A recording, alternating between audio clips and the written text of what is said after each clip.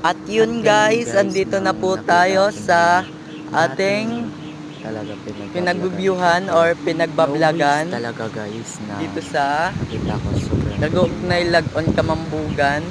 pero sa Yeah. ganun naman As in dito po sa may malapit na ginagawang tulay, dyan po. malilinisan rin niya Dyan po, balang araw. ako nagbablog. Malilinisan din yan. Anyway po, kung may papasabi pa po kayo sa akin na Kada or year, ano po kasi challenge po, haba. may papasabi po kayo, comment lang po kayo at anywhere po, baka mapili ko yung challenge na ano. Pag naman po yung Kaya pupunta sa sa ganun ibang po, bansa, hindi naman tingnan po nyo na lang ganun. po ang video. Yung medyo At malapit-lapit na po. may isa pa nga po It's akong okay. request na Tapos, kaya kung pwede po nasa pakicomment na lang pangalan po yung natin lugar at sa nyo at video baka po mapuntahan pangalan. pa ito ni Kuya MWM. Mm. Yun po ay Kuya Marlon ako MW. at si Kuya Anywhere, Mark. talagang hindi po As in, talaga ganyan itsura niya ngayon lang dalawa po po kami. tag-init kasi. Ngayong Kasi tag-init, sinama ko hindi siya po sa talaga dulo. na ano siya. Parang, Nalilinisan lang po dahil ito pag naghahanap ako tag-ulan ng kasi group. nabaha na dadala po Maraming yung lahat. salamat guys sa paki-panood na lang po.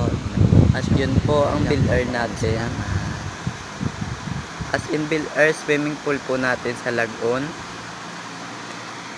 At kung nais nyo lang pong pumunta dito, andito lang po yung sinabi ko kanina, Lagon Kamambugan, dito po sa Camarines Norte, Region 5. Joke lang. Ako. At ang ganda po ng view kasi medyo mainit siya pero may unting dagom.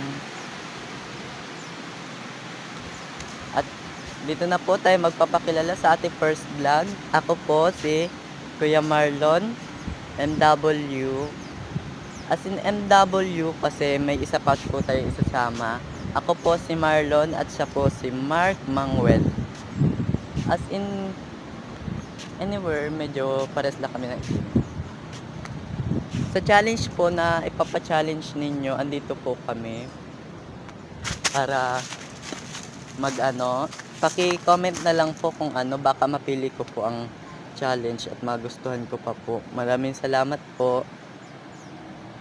Ito lang. Hanggang dito na lang po. Bye-bye.